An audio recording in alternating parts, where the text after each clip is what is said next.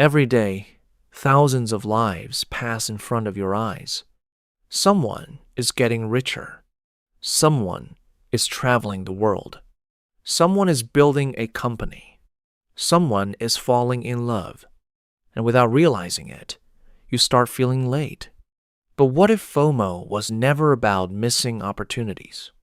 What if it's the feeling that everyone else is living the life that should have been yours?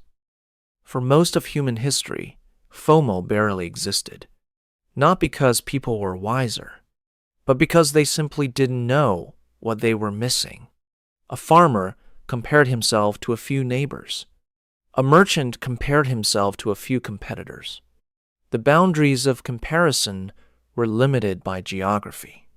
Today, those boundaries no longer exist. Before breakfast, you can see a 25-year-old millionaire in Dubai, a creator with millions of followers, a couple traveling across Europe, someone buying their dream house, someone retiring at 40, someone living a life that looks better than yours. The modern mind was never designed to process this much comparison, yet this has become our daily environment. And slowly, something changes. You stop measuring your life by your own progress. You start measuring it against thousands of alternative lives. Lives you were never meant to compare yourself with in the first place. That is why FOMO has become one of the defining emotions of the modern world. Not because opportunities are disappearing, but because possibilities have become infinite. Most people think FOMO is the fear of missing an opportunity, but that isn't what hurts. You don't suffer because someone bought Bitcoin before you. You suffer because someone else's future suddenly looks better than your own. That is the illusion at the heart of FOMO. Your mind is constantly creating alternative versions of reality. A different career, a different relationship, a different city, a different life. And every time you compare your real life to those imaginary possibilities, reality loses.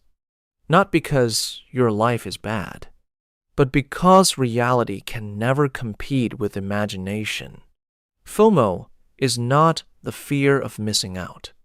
It is the inability to commit to the life you have because you are emotionally attached to the lives you never lived. And that is where the real suffering begins.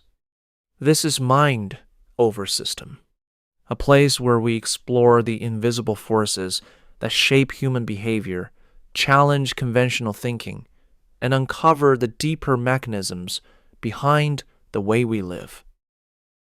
FOMO feels like a problem of opportunity, but underneath, it is a problem of comparison. Think about it.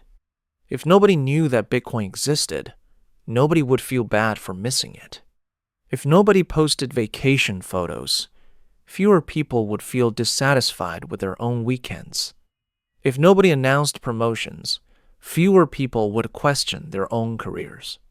The pain is rarely caused by the event itself. The pain comes from witnessing someone else's outcome. This reveals something uncomfortable about human nature. We do not evaluate our lives in absolute terms. We evaluate them relative to the people around us. A salary can feel generous until someone your age earns twice as much. A healthy relationship can feel fulfilling until you see someone else's highlight reel. A peaceful life can suddenly feel inadequate the moment another life appears more exciting. This is why FOMO is so powerful. It disguises comparison as ambition. It convinces you that what you feel is inspiration, when in reality, much of the time, it is simply dissatisfaction triggered by someone else's existence. The opportunity is not what creates the pain. The comparison does. For most of human history, there was a natural limit to comparison. You compared yourself to people in your village, your neighborhood, your workplace, a few dozen lives at most. Today, there is no limit. At any moment, you can compare your income to a millionaire, your appearance to a model, your relationship to a perfect couple, your career to a founder who sold his company at 30, your reality to thousands of carefully curated lives. And that changes something fundamental.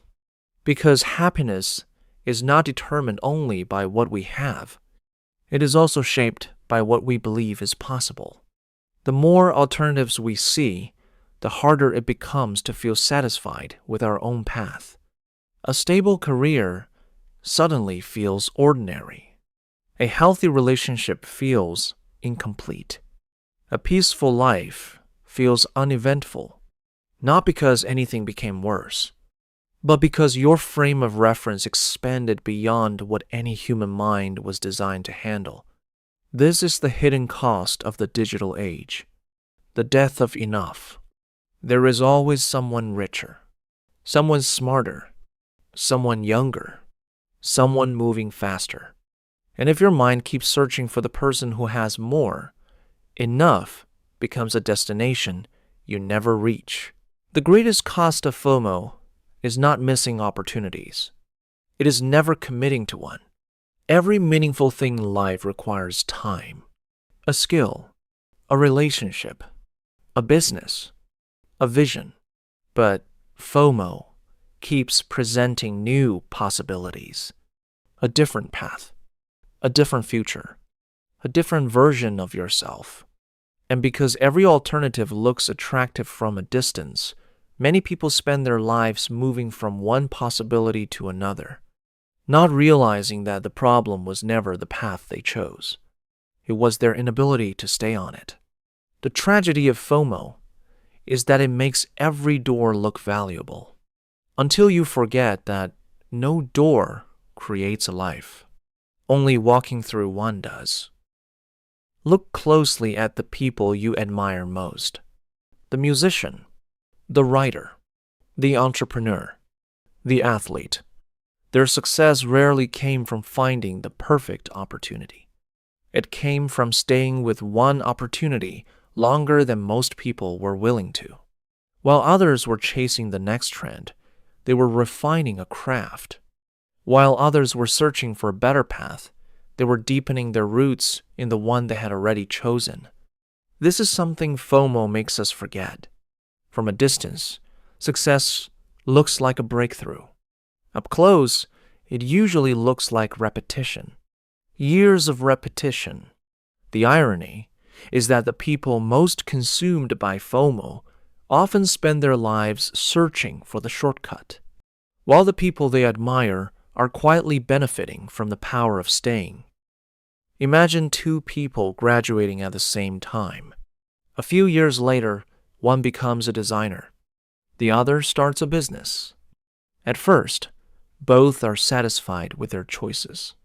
Then something changes. The designer sees stories about entrepreneurs becoming financially independent. The entrepreneur sees designers working remotely from beautiful places around the world. Suddenly, neither feels certain anymore. Each begins looking through the window of the other's life. And from that angle, the grass always appears greener. What they don't see are the sacrifices hidden behind the glass, the stress, the doubts, the trade-offs. Only the rewards are visible. This is how FOMO works. It shows us the highlights of lives we never lived, then quietly convinces us that our own life is the wrong one. The most dangerous thing about FOMO is not that it influences your decisions. It influences your relationship with those decisions. Because once you believe there is always something better somewhere else, every choice starts to feel incomplete. No career feels right enough.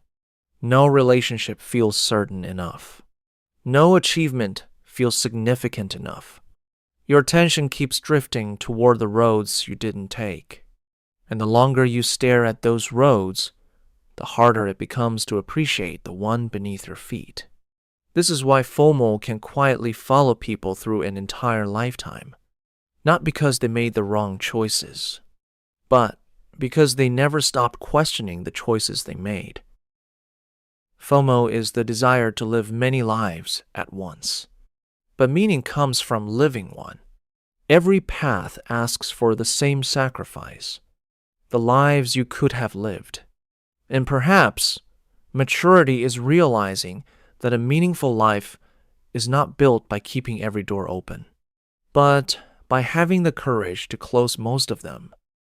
The answer to FOMO is not finding the perfect opportunity, because no such opportunity exists. The answer is learning to trust your choice long enough for it to become meaningful. Not every path will make you rich. Not every decision will be perfect. But constantly looking for a better life often prevents you from building one. There will always be another road, another possibility, another version of who you could have been. The question is not whether those lives exist. The question is whether you are willing to let them go. Because peace begins where comparison ends, and comparison ends when commitment begins. Somewhere in the world, someone will always be living a different life, earning more, traveling further, moving faster. That will never change. What can change is the question you ask yourself. Not, what am I missing? But, what am I willing to commit to? Because in the end, a meaningful life is not found among endless possibilities. It is built through the choices you stay with and the doors you are finally willing to close.